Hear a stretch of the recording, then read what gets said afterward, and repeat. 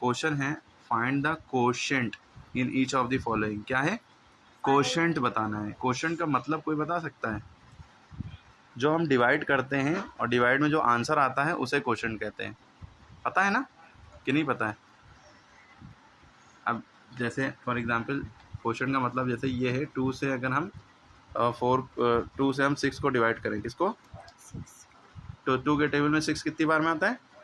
3 बार में। 2 3 दा 6। लाउडली बोल सकते हैं 2 3 दा 6। रिमाइंडर 0 बचा, ये रिमाइंडर होता है। ये जो आंसर आता है इसी को कोशेंट कहते हैं। इसी को क्या कहते हैं? कोशेंट। जैसे ये वाला क्वेश्चन है पहला वाला जो कि आपकी बुक में दिख रहा है, -625 डिवाइडेड बाई -5, है ना? तो ये क्वेश्चन आपको दिख रहा है। अब ये क्वेश्चन कैसे होगा, इसमें क्या निकालना है पहले ये बताइए, क्या निकालना है? कोशेंट। तो कोशेंट कैसे निकलता है? उसको डिवाइड करना पड़ता है। ठीक। अब आपको एक बात समझनी है, आसान तरीका बता रहे हैं कि ये डिवाइड का निशान है। ये काहे का निशान है? डिवाइड। डिवाइड के निशान के जो पहले लिखा है इसको हमने उतारा, 625 उतार लिया।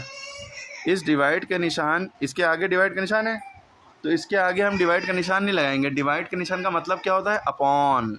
क्या होता है? अपॉन। अपॉन यानी कि डिवीजन बार, है ना? इसके बाद जो लिखा हुआ उसको इसके नीचे लिखते हैं। ठीक, क्या समझे? डिवाइड के निशान के पहले जो लिखा है उसको ऊपर लिखेंगे। डिवाइड के निशान की जगह ये जो लाइन लगी है, ये लाइन को बड़ी सी लाइन खींच के इसके नीचे लिख देंगे और इसके बाद जो नंबर लिखा है उसको एज इट इज़ नीचे उतार लेंगे। माइनस में तो माइनस में, प्लस में तो प्लस में। ठीक है। इसके बाद का हमें क्या करना है, ये माइनस से माइनस कट जाता है क्योंकि माइनस माइनस प्लस हो जाता है डिवाइड में भी। ठीक। इसके बाद देखिए 5 के टेबल में 625 आता है। अगर आपको काटना आता है तो यूँ करके काट दिएगा, नहीं काटना होता है तो इससे इसको डिवाइड कर लिए। जो इस लाइन के नीचे लिखा होता है उसको हम बाहर लिखते हैं, डिवाइडर बना लेते हैं, और जो इस लाइन के ऊपर होता है उसको हम अंदर लिखते हैं। 625 को हम अंदर लिखेंगे। समझे? डिवाइड करना आता है। 5 के टेबल में 6 नहीं आता, लेकिन उससे कम क्या आता है? 5। कितनी बार में? 5 1 दा 5। तो 1 यहाँ लिखो चाहे यहाँ लिखो। 5 1 दा 5। 6 में से 5 गया, 1 बचा, उतारा हमने 2। अब 5 के टेबल में 12 आता है, उससे कम क्या आता है?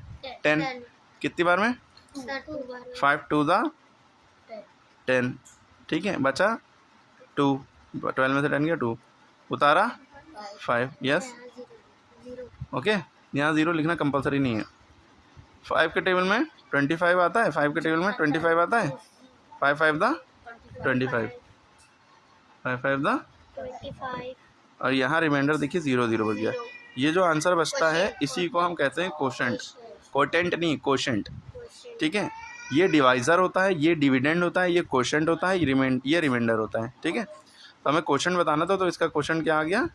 इक्वल टू के नीचे इक्वल टू लगाया और उसी के नीचे करते चले तो आंसर आपको 125 आ गया। क्या आ गया?